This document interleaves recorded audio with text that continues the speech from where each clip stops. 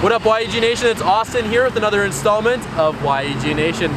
Right now we're here at the Manning Crossing intersection with Sam Hachem here from Ward 4. Sam, thank you very much for joining us. Thank you for having me. Really appreciate being here. Hey, no problem at all. We're glad to have everybody here. We're glad that you reached out to us. So Sam, tell some of the people that may not know who you are or a lot about Ward 4, a little bit about yourself and why you've come back to run again. Thank you so much. My name is Sam Hachem, as was stated, and I am running for Ward 4 City Council. As you know, I did run in 2013 against Ed Gibbons, and he is retiring now. Now we have a lot of people that are running in Ward 4, so it's an open seat. It's a great opportunity to get out and meet the people right now, like during the campaign time. And I just want to have some fun with it. It's exciting to talk to people and to see what their viewpoints are, what their concerns are, what their comments are, things they'd like to see done. I hit the doors 4 years ago. I've hit the doors now, and people are concerned. People are very passionate in this area, and there's a reason why there are so many candidates for Ward 4. This is the place to be. There's a lot of potential up here. A lot of good things could be happening in the next few years, and I think a lot of people want to be part of it. That's awesome. Yeah. So tell us a little bit about some of the things that you want to be doing for Ward 4. Some of the things that are important about this ward, and it's talk a little bit about Ward 4 and what you want to do for the ward. All right, yeah. The Ward 4, I mean, like I said, it encompasses more land than any other ward in the entire city. We have the industrial heartland. I personally live in Ward 4. I love it here.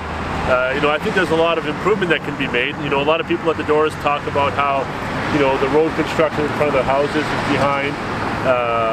We do have the neighborhood revitalization program with the city, which I think is a great program, but they haven't really touched on too many neighborhoods up here. And I know that's been a concern for a lot of the residents. And, upon being elected, I'd love to be a voice for the people in Ward 4. I want to be a loud voice down in City Hall. The thing is it's not an easy job, and I admire anybody that runs for political office, especially on the municipal level. I admire anybody that's served in political office, such as Ed Gibbons and all the other current councillors. But it's not going to be easy. There's a budget, there's the way they do things, and I'm not going to sit here and tell you I'm going to go and change everything. They can't. No one person can, but you can definitely make an impact. As long as you want to put the hours and put the work in. The roads are one issue. Property taxes is an issue for everybody, in the city, so it's no different up here in Ward 4. I'd like to see more development up here, though. I'd like to see more businesses want to bring their businesses up here, do business up here. Restaurants, for example. I want to see some nicer restaurants up here. I want to see some landmark places that people can go to say, you know what, I want to go up to the Northeast because I want to go to this restaurant, or I want to go to this theme park or something along those lines, right? So being a voice for Ward 4, I definitely want to be loud and be proud and make sure that everybody knows that this is a good place to do business, this is a good place to raise your family, great place to live. I mean, all of the above. I think Ward 4 offers everything, but I think there's a lot of work that needs to be done.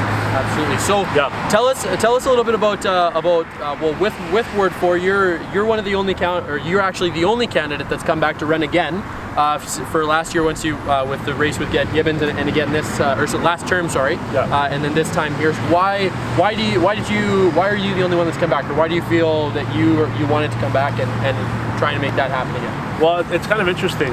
4 years ago, nobody knew who I was, and it was just myself and Ed Gibbons running. And I'd go to different political functions, and they'd be like, "Oh yeah, you're the other guy that's running in Ward 4. What's your name again?" I'd go to people's doorsteps, and people would kick me off the doorsteps. Like I said, very passionate people up here in Ward 4, and I hold no ill will towards anybody. I love the fact that people were like, you know what, I know who I'm going with, and that's it. Now it's a little bit of a different story. Right now there's like 13, 14 candidates. It's going to be a close race. I think there's a lot of viable people out there. I do feel that I'm the best one for the job, as I'm sure the other 13 or 14 people running feel they're the best people for the job. But I've been here, and where was everybody else 4 years ago? You know what? I'm not scared. I'm not scared of City Council. I wasn't scared of Ed Gibbons 4 years ago. I'm not scared of the job, right? And that's why I faced up against him and I ran against him. I'll never back down. I'm not one to back down. I know there are some other candidates that expressed a little concern that I was running and that asked me not to run, but you know what? I don't play those games. I don't play no backroom deals or anything like that. I don't get intimidated by anybody, and I'm not here to be intimidated. I'm going to go to City Hall and I'm going to do my job. You have to work together with all the other councillors, which is fine, and I look forward to, upon being elected, being able to work with all of them, right? But there is absolutely no way that I'm going to be intimidated by anybody. Not today, not tomorrow, not ever.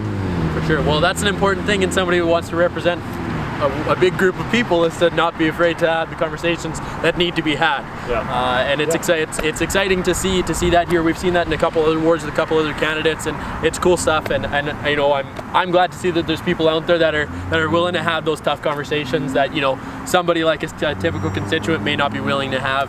And it's good to have people in positions that can do that. So with that here, with YEGnation, the north side of Edmonton here, it's got a lot of really unique population, really unique people. As you said, it covers as much more land mass. And has a lot more space for room for improvement, but also room to expand and do cool things here. Tell us, with YEGnation, we're focused on the young Edmonton community, and trying to get the younger people to vote. What do you feel that the younger people can say differently than maybe other people that have been talking so far?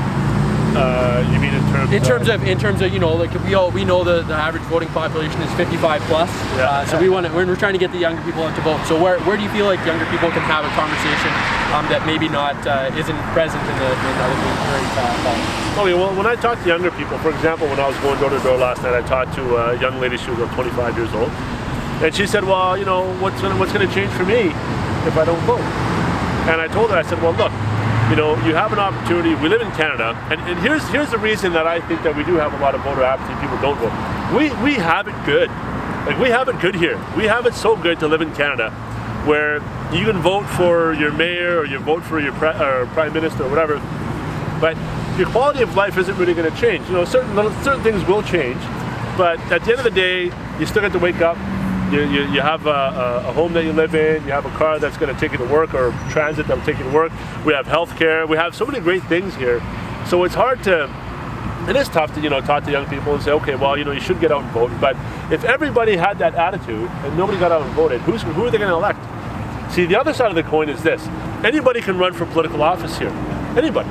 So if you have a situation where nobody's getting out to vote, then all of a sudden you get somebody in office that doesn't know what they're doing, right? Then you're going to have some issues. We got budgets, on the municipal level, on the provincial level, on the federal level. We got budgets to work with. We got people's money that we don't want to squander away. And the main thing that people always talk to me about is, hey, property taxes. Why are they going up? Why do we got to pay so much money? And if you get somebody in office that doesn't know what they're doing, it's not qualified, then you're going to have some issues. Maybe not right away, but eventually those issues will start to creep up. For sure. Well, they snowball, right? It's a snowball effect. Yeah. Right? And we talked about this again with a couple different candidates. If you have somebody that's in office and you don't have the conversations now, and they need to be had now, even though it's an issue that's 10 years out. Yeah. There's things that get dropped, and that's how we have communities missing things, right? So, and we want to have people paying attention to the community and making sure that that's getting fed along to if it's the next guy, or if if people get reelected, we want to make sure that people are having the infrastructure in place. With that, so what are some things that you see coming up in Ward 4 that you would really want to put into Ward 4 for infrastructure or developments or things like that? Well, we have a lot of land here, right? We have a lot of land.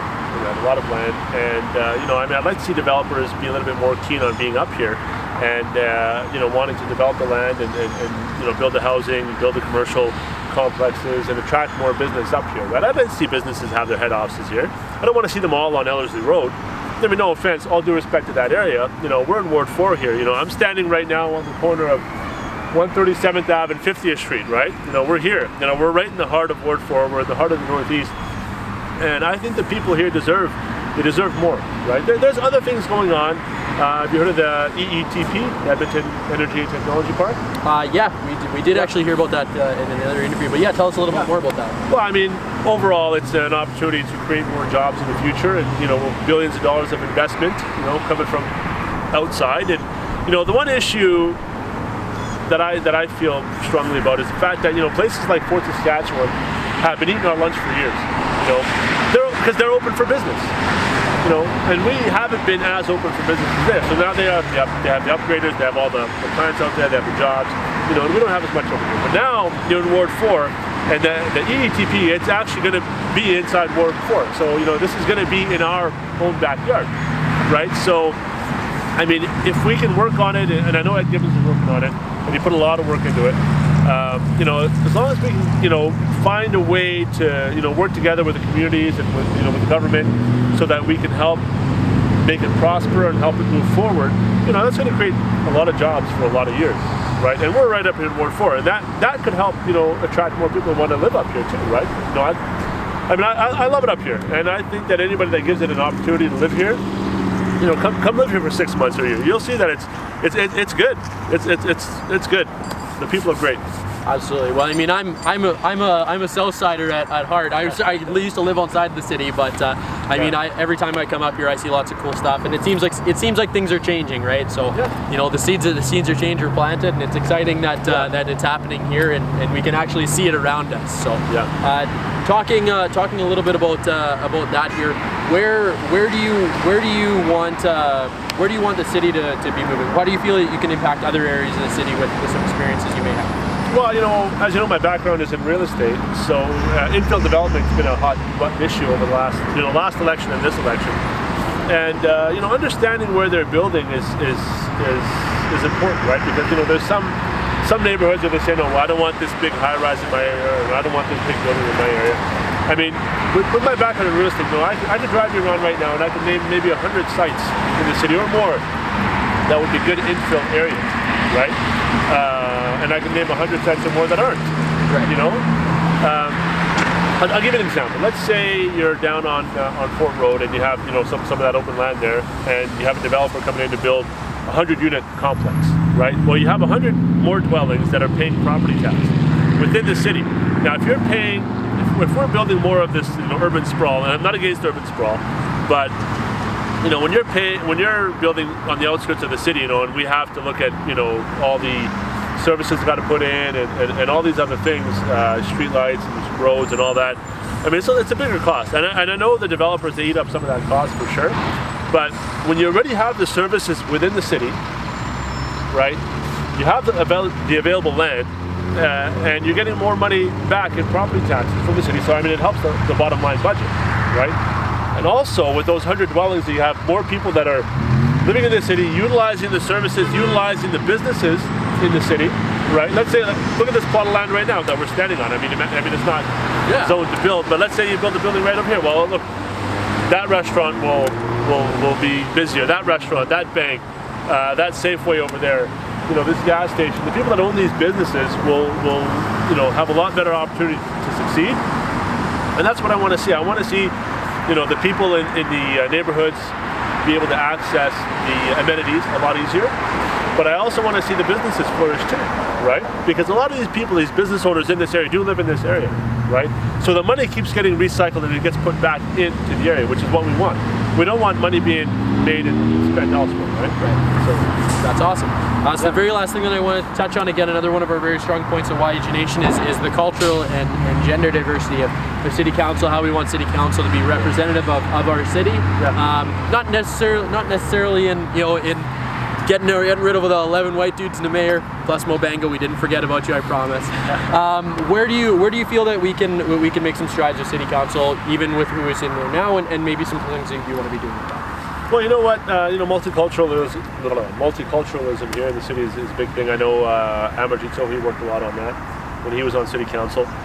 You know what? I'd say, you know, just the best person for the job. I would, you know, push more minorities, more women. I'd like to see that. You know, I have a daughter, and I want her to grow up knowing that, you know what, doesn't matter if she's a man or a woman or whatever, that she can actually grow up and be the mayor or be the prime minister, or be an MLA or be the premier. You know, I want her to know that.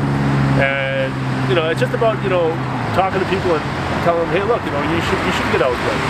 Well, why not? You know, just because you're not a certain gender, you're not a certain race, doesn't mean anything. Like, to me, I go to people's doorsteps, and they don't say, hey, what are you, black, white, Lebanese, Muslim, whatever, you know what I mean? I say, you know what, I'm a person that cares, you know, and that's the beauty of here in Canada. Like, you know, everybody's kind of treated equal. We don't have, you know, such race issues as we do in other parts of the world.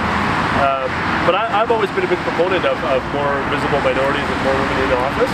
But at the same time, I mean, you know, people got to get out and run. And I always encourage people, whether they're man, woman, or whoever, you know, hey, get out and run. You know, you never know what can happen. This is going to be a changed election, of course, but it's hard to beat incumbents.